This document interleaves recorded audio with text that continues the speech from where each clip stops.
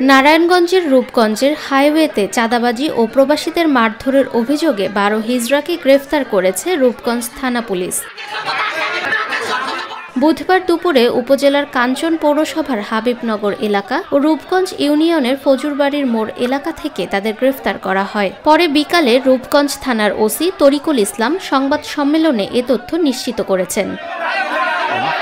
রূপগঞ্জের 3টি স্পটে, বিশেষ করে কাঞ্চন মোড়, টান মশুরি এবং গাজী ব্রিজের মোড়, এই 3টি জায়গায় হিজড়ারা দীর্ঘদিন যাবৎ সাধারণ মানুষকে জিম্মি করে চাঁদা আদায় করে, বিশেষ করে প্রবাসীদের গাড়ি আটকে তারা 3 থেকে 5,000 টাকা 10,000 টাকা পর্যন্ত আদায় করে। আজকে আমরা কাঞ্চন মোড় এলাকায় অভিযান পরিচালনা করি।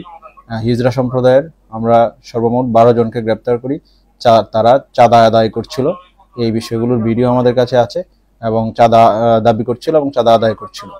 এইরকম অভিযোগের প্রেক্ষিতে আমরা তাদেরকে গ্রেপ্তার করি এবং তাদের বিরুদ্ধে চাঁদা দাবি এবং চাঁদা আদায়ের মামলা রূপগঞ্জ থানায় রুজু হয়েছে এবং যথাযথ আইনি প্রক্রিয়ায় তাদেরকে বিজ্ঞ আদালতে প্রেরণ করা হবে। তিনি বলেন, দীর্ঘদিন ধরে রূপগঞ্জের শহীদ ফারহান ফাইয়াজ সেতু, কাঞ্চন ব্রিজ ও ফজুরবাড়ির মোড় এলাকায় হিজড়া দল সাধারণ মানুষকে হয়রানি করে আসছে। 15ই সেপ্টেম্বর হিজড়াদের চাঁদা না দেওয়ায় প্রবাসীদের গাড়ি আটকে তাদেরকে মারধর করে। এ ঘটনায় রূপগঞ্জ থানায় একটি অভিযোগ দেওয়া হয়। এই অভিযোগের ভিত্তিতে অভিযান পরিচালনা করে ফজুরবাড়ির মোড় ও কাঞ্চন ব্রিজ এলাকা থেকে তাদেরকে গ্রেফতার করা হয়। তাদের বিরুদ্ধে চাঁদাবাজির মামলা হয়েছে।